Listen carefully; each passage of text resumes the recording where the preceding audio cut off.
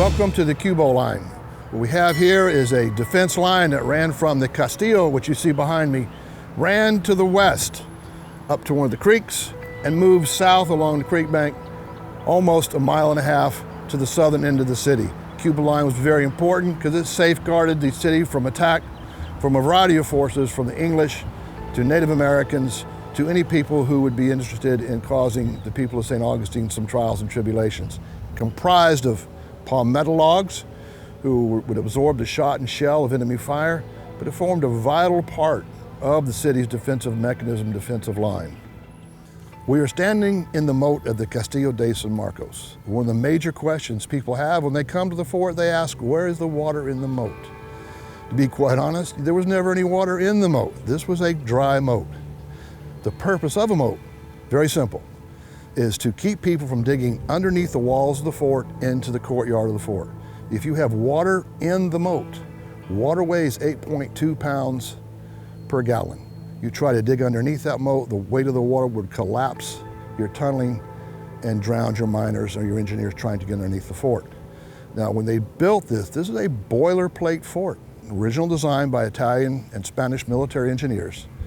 When they laid this out, all forts came with a moat device.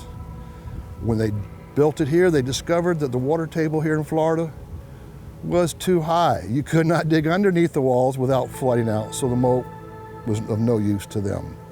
They did use it to put their cattle and their livestock in it, both in the 1702 siege and the 1740 siege. This was a commissary on the hoof, and it served that purpose quite nicely. Now, in 1938, there was a push to put water in the moat. Historically, they saw we need to have water in the moat. Everybody believed that water should be in the moat. After all, it was in the movies. The great Errol Flynn pirate flicks, they had water in the moat.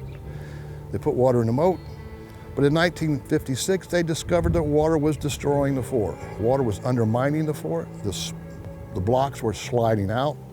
You know, you got to remember there's over 450,000 hand-cut individual stones in this fort. The great weight was pushing the stones out with the water here, and they had to do something. In 1995, they did. They re-engineered.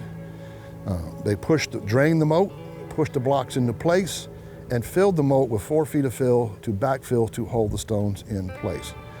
As of this date, the fort is steady, and it'll be preserved for another 450 years, we hope. We're standing in the water battery that was basically constructed in 1840 onward. Normally had 16 32-pound cannon and roughly 4 8-inch howitzers, some of the guns you see behind me. This was designed to protect the bay and the fort from a water battery level. It was never used in combat. During the war between the states or the American Civil War, your choice, these guns were taken by the Confederates and moved elsewhere, to be used in the Confederate fortifications in Fernandina Beach at Fort Clinch, and to the south in various regions throughout Florida and the southeast. They left some of the guns behind, but these guns were taken during the war and moved elsewhere. Temporary battery was never used in combat. You will see behind me the small stone little building. That is the hot shot furnace, designed to heat the hot shot up, white hot, to fire it at ships. They would load them in the cannon to fire at ships and hopefully hit the ship, set them on fire. But the system was antiquated before it was even installed. But this is another part of the Castillo's defensive plan, but in the 1840s. Folks, when you visit the Castillo de San Marcos National Monument here in St. Augustine, Florida, enjoy the fort. But there's more to the fort than just its massive fortifications, which preserved Spain's rule for many, many years. It also was the home of the smaller people of Florida, the people who made Florida what it was. The men and women who manned the Castillo, the families who lived in St. Augustine. This was a very important part of their world. And this is where America was born. So when you come to the Castillo de San Marcos, not only come and look at the fortifications, the garritas, the stone walls, the moat, the field pieces, the cannons on board, but look at the whole picture of the fort, its place in American history. It is part of our unique culture and part of the great thing we call America. So come and enjoy it. After all, the parks belong to you.